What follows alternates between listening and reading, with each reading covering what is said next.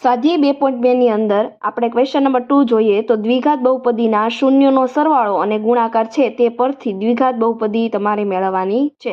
પહેલાં તો જે આપેલું છે એ શૂન્યનો સરવાળો છે પહેલું છે અને પછી છે એ શૂન્યનો ગુણાકાર છે. મતલબમાં તમને બે વસ્તુ આપી દીધી છે એના પરથી તમારે બહુપદી મેળવવાની છે. તો ખાસ ધ્યાન આપો, આ સાવ સિમ્પલ દાખલો છે.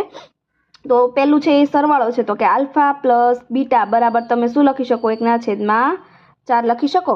તો કે હા. અને બીજું શું છે તો કે આને આપણે સૂત્ર પ્રમાણે લખીએ તો -b/c લખી શકીએ. પછી બીજું છે એ ગુણાકાર આપેલું છે તો આલ્ફા ઇન્ટુ બીટા શું થશે તો કે -1. તો એની અંદર તમે શું લખી શકો છો તો કે a/c લખી શકો છો સૂત્રની રીતે.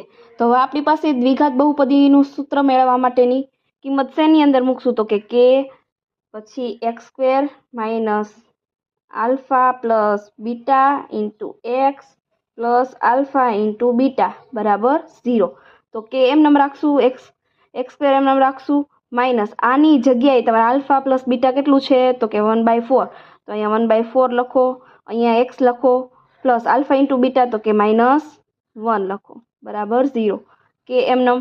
હવે આ 4 છે, હવે અહીંયા જુઓ, અહીંયા વચ્ચે જ 4 ખાલી છેદમાં છે, અહીંયા ક્યાંય છે નહીં. હવે એને ખોટું લાગી જાય, ભાઈઓને એકબીજાને કંઈક વસ્તુ સરખી ના આપી હોય તો ખોટું લાગી જાય. તો એ જ રીતે આપણે ધ્યાન રાખવાનું છે. તો અહીંયા 4 આપો, અહીંયા 4 આપો ને તો અહીંયા આપવું આપણે બધી બાજુ બરાબરની સામેની બાજુ આપવું આપણે. તો અહીંયા 4 આપી દઉં તો 4x² minus 1x plus minus 4 × 4 અને બરાબર અહીં 4 ભાગાકારમાં સામે સાઈડ જાય તો ગુણાકારમાં 0 × 4 એટલે કેટલા થશે?